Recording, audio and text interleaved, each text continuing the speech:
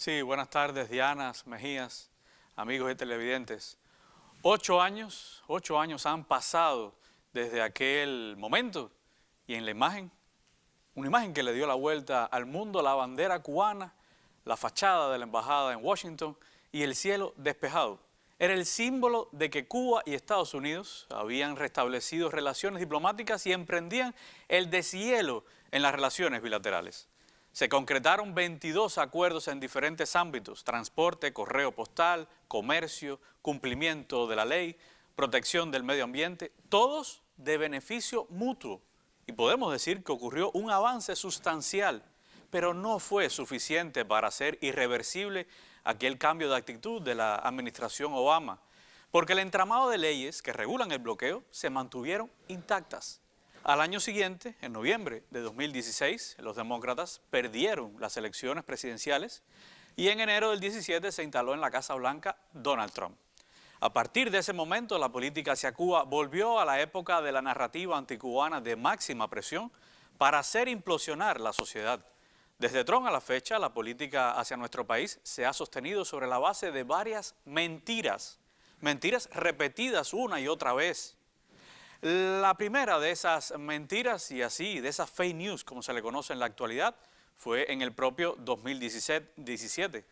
Los titulares de los grandes medios anunciaron ataques sónicos a diplomáticos norteamericanos en La Habana.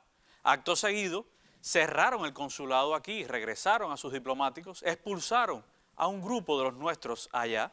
En suma, que convencieron al mundo de la necesidad de llevar a cero las relaciones bilaterales. Adicionalmente, forjaron otra gran mentira: que Cuba protegía a guerrilleros del ELN colombiano tras la ruptura de los diálogos con representantes de Iván Duque.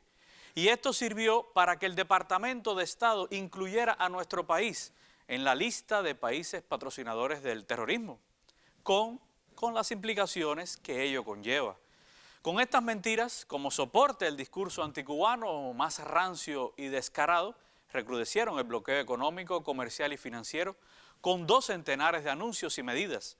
Persiguieron barcos con petróleos que venían para acá, amenazaron a bancos y entidades financieras, activaron el título 3 de la ley Helms-Burton, socavaron la colaboración médica que los cubanos ofrecían bajo contrato en Brasil y en Bolivia, asegurando que eran víctimas de la trata de personas. Otra mentira, por cierto.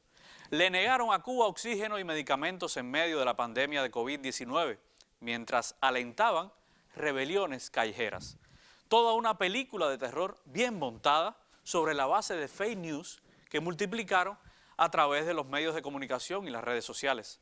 Mentiras que han caído por su propio peso. Por ejemplo, un panel de expertos de la comunidad de inteligencia de Estados Unidos, por ejemplo, Homeland Security, el FBI, la CIA y otros, dictaminaron hace algunos meses que solo se puede hablar de incidentes de salud en Cuba y que jamás hubo un ataque acústico de este sentido, porque no existe tal arma en poder del gobierno socialista. Un desmentido que llega tarde porque el estadounidense promedio sigue pensando que las supuestas agresiones sónicas fueron ciertas. Seguimos en la lista de países que, según Washington y la Casa Blanca, patrocinan el terrorismo, pero aquella justificación de los guerrilleros del ELN ha sido desmontada por el propio gobierno colombiano, ahora con Gustavo Petro en la presidencia. Acuerdos de paz y todo han alcanzado aquí en La Habana, pero Cuba sigue en esa espuria lista que nos veta de acceder a créditos preferenciales en el sistema financiero internacional. Adicionalmente, otra falsedad enrarece el panorama, y es que en Cuba, según ellos, hay una base militar china de espionaje y además que en nuestro territorio entrenan tropas del gigante asiático. Y esto último no es menor porque puede ser otra arma de la diplomacia de las mentiras de un sector anticubano que ha secuestrado el tema. Buscarían evitar un nuevo acercamiento entre La Habana y Washington y reiteradamente un encuentro de personas que me preguntan: periodista, ¿se puede esperar un cambio respecto a Cuba en la administración Biden antes de que termine su mandato? Y mi respuesta invariablemente es una pregunta: ¿por qué cambiarían ahora su posición hacia Cuba si en efecto la política de máxima presión de Donald Trump ha hecho mucho daño y la situación económica y social en nuestro país es más compleja, la más compleja que hemos vivido desde el periodo especial en los años 90? De hecho, en los momentos más duros del periodo especial, lo que hicieron fue apretar más la tuerca y aprobaron la ley Torricelli y la Helms-Burton.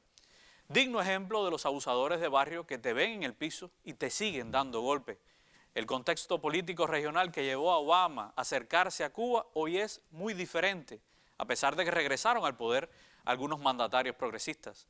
Súmale a todo ello la crisis global pospandémica, y si la historia nos sirve de referente certero, solo podríamos esperar de ese gobierno más medidas de bloqueo y no un relajamiento de aquel lado. La actual administración le ha dado continuidad a las acciones de Trump y aunque han retornado algunos diálogos bilaterales y hemos visto pequeñas acciones en lo comercial, la mayoría de ellas inoperantes y sin valor real, no pareciera que apuntan al deshielo de la era Obama. El bloqueo, lo que ellos llaman embargo, sigue intacto y hace un daño brutal en lo cotidiano. El objetivo del gobierno estadounidense sigue siendo exactamente el mismo: un cambio de régimen a cualquier precio. Ojalá repasen la historia de los últimos 60 años y recapaciten. Lo vivido entre 2014 y hasta 2017 demostró que convivir y trabajar de conjunto, a pesar de las diferencias ideológicas, es posible. Manténgase informado, la verdad necesita de nosotros.